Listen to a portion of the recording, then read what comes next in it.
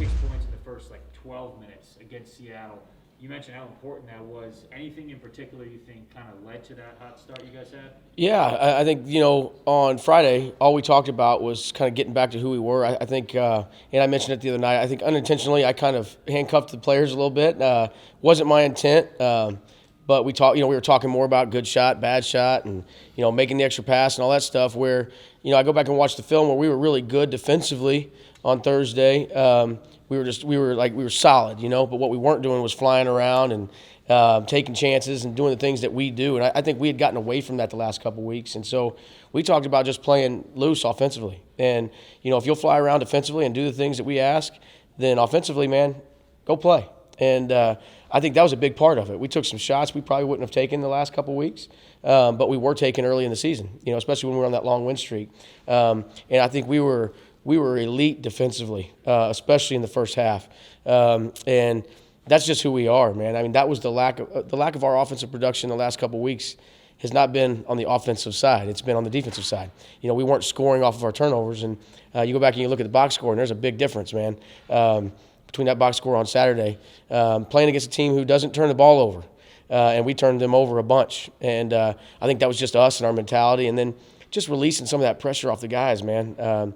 Even late in the game, I don't know, it was 6-8 point game, and Arion shoots a 3 in transition. Terrible shot, He looks at me in the timeout and says, "Hey, man, you said let it go." So he's right. But that's what happens, when you just kind of play loose and play free.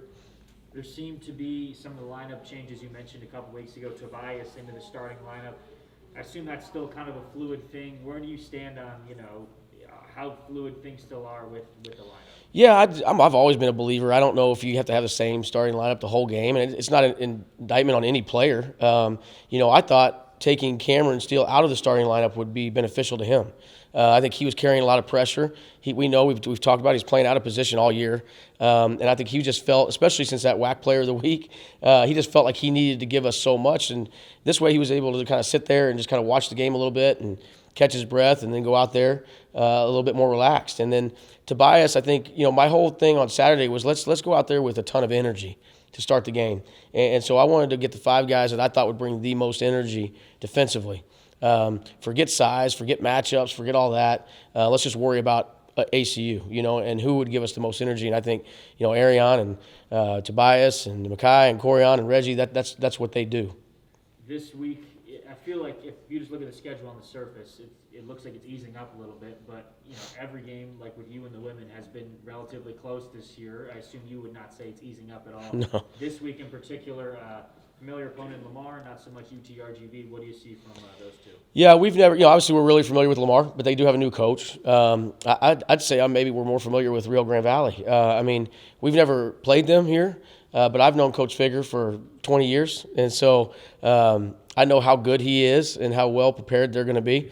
They'll be ready for us, and I think they're going to take care of the basketball. Or our job is to make sure they don't. But I think he's going to be prepared for that. And then defensively, I think he's really good. And so this is just year 1 for him. He's new to the WAC too. Every game, they have been in every single game, just like we were, except for one in our little slump there. So I think the whole key is, man, Julie said it. Every single game is going to be a battle, and it's conference games, man. There's not one easy game out there, and we're this is tough travel for us this week. A lot of bus miles, and so how do our guys respond? We talked about it the other night. It's not like, well, we're good now because we went and won a game. We've got to realize what we did to win that game and continue that this week. Driving to both? Yeah. So it's a lot of bus hours, but it is what it is, man. That's the WAC. That's college basketball right now, and I think we're comfortable. I said it last week. It was kind of nice to get on the road. Even we lost 2 games, but it eliminates a lot of the distractions. And the guys like riding the bus. It's just who we are. They'd rather be on a bus than a plane because they can get on their phones and do all that stuff. So with the lineup change, I feel like you were really kind of mixing it up also with the bench. I feel like you played a lot of guys that I haven't seen in a while, like Guy and Stevie and all of them. And Allen had a great game the other night. A little bit about those guys coming off the bench, kind of mixing it up. What is your goal with these? Yeah, I think we talked about, listen, man, and this kind of goes back to what I said a minute ago. We're not going to worry about the offensive side of the ball. We're not. It's not who I am. I got a little too ingrained in that, It's all about the defensive side for me, for our program. And so we told him, man, who's going to bring the most energy defensively? Who's going to do what we ask defensively in practice? And those are going to be the guys that get opportunities. And so I thought Stevie had a really good practice on Friday, and he was trying to, defensively, he was trying to fly around and get on the floor for loose balls. And so I told my staff, listen, man, if there's an opportunity to get him in the game, he's earned it. And then Manny, we've talked with Manny. I think Manny was overthinking things, kind of like Cameron. Both of them are thinkers. They're 3.8, 4.0 students. It's just who they are, man. They think about everything. And so, me and Emmanuel talked a little bit about just letting go and relaxing, man, and not worrying about things. And I think you really saw that. He was a lot looser. You could just see it in his body language. And when he does that, man, that's when he gets out there, and that's when he bangs a three for us, and that's when he, gets a big-time rebound and does those things. And I think Emmanuel just wasn't thinking, and he was just out there playing. And I think sometimes when you go through a little losing streak like we did, you tend to overthink things and start to, pick at a lot of stuff. And we just went out there, and all those guys just played loose. And I think you'll see our roster is going to be fluid like that the remainder of the season. Who brings the most energy today and tomorrow is probably going to be who plays the most on Wednesday. And I feel like with the starting lineup that you had, you started off a 17-0 run. It also probably took a lot of stress off the bench's back coming in as well, making sure that to keep that lead going.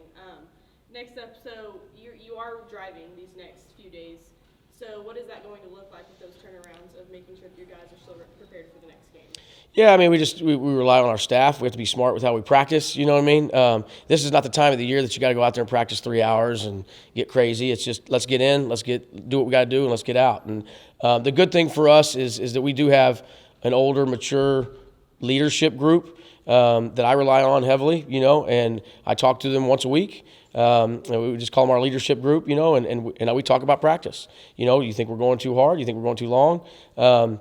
And those guys are ready to practice this week. We're going to have a really good workout today. And then tomorrow will be shorter because it'll be once we get down there. And we're getting off, we are getting off a bus and we're doing some different things. And so, but I'm not worried about us being ready. I do feel comfortable. I don't know if we're going to win the rest, lose the rest, mix them up. But I am confident that I think we're going to play with a lot more confidence from this point on. Because we have kind of just released, some of that pressure a little bit that we were kind of unintentionally putting on ourselves. Everyone healthy? Everyone good for this week? Yeah, thankfully, man. You see what kind of energy Arion Simmons brings, man. We missed him big time on that swing to Grand Canyon and New Mexico. But, and then he was kind of getting his feet back underneath him on Thursday. But, man, he was full of energy and ready to go. And I think that was big for us, he's our energy guy. He's our positive guy. So like you said, shooting that three, late in the game. He's just that dude, And so I'm thankful to be healthy, but you never know. You don't know. This time, in these days, man, I don't know what's going to happen this afternoon. And so we'll see, but we'll go out there right now. We're healthy, and but so are both of our opponents. And so we'll see what happens. One last question for me. So obviously, 5-game losing streak.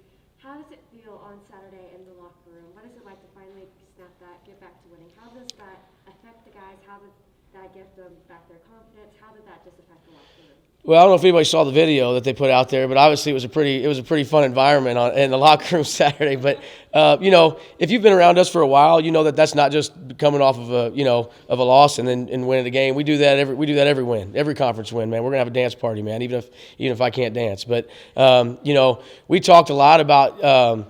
My man Stoffel, I don't know if you guys can Google that, man, who Stoffel is, but he's a honey badger, man, that can't be trapped, man. So, and I've always carried that with me for about 20 years. I've had that in my folder, and I told the guys the truth, man. I said, I lost it.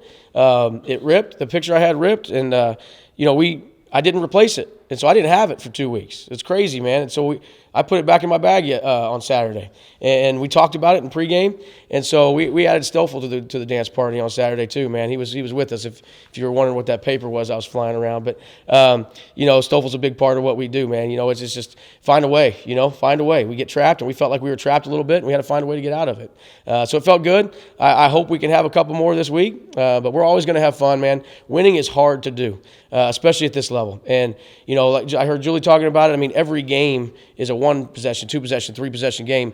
No matter what. And so when you win, I mean, the difference between winning and losing is about this much.